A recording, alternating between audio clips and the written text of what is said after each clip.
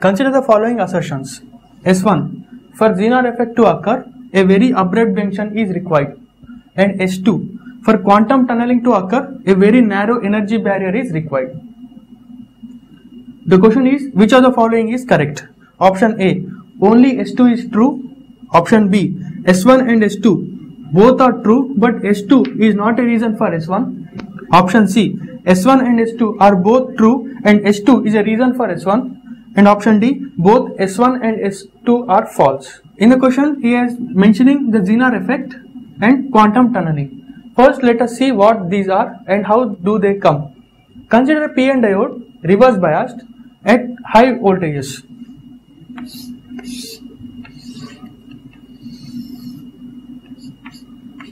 This is the IV characteristics of a diode. When very high reverse bias voltages are applied, the diode breaks down, that is, a high current flows through the diode. How this breakdown occurs?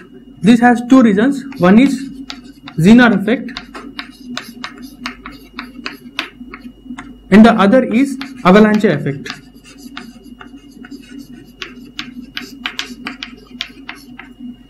Consider a PN diode which is very highly doped.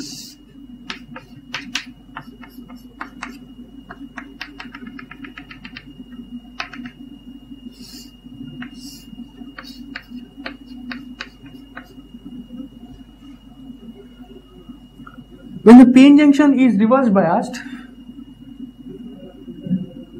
the potential barrier will be having some width, and for moderate amount of reverse bias, this will not be very much. So, if we write the energy band diagram of this PN diode, we get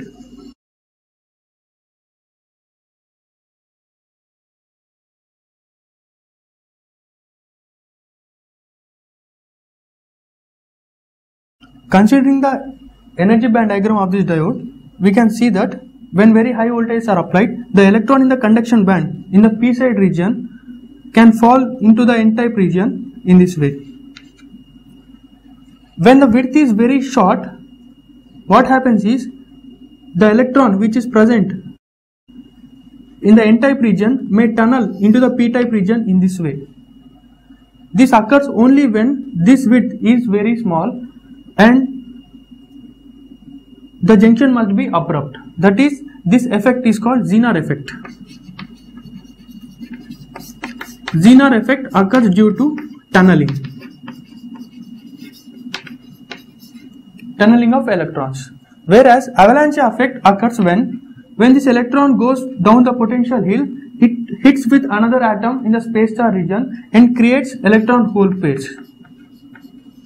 And the electrons and holes created in this EHP and will produce another EHP and so on. So the current increases enormously.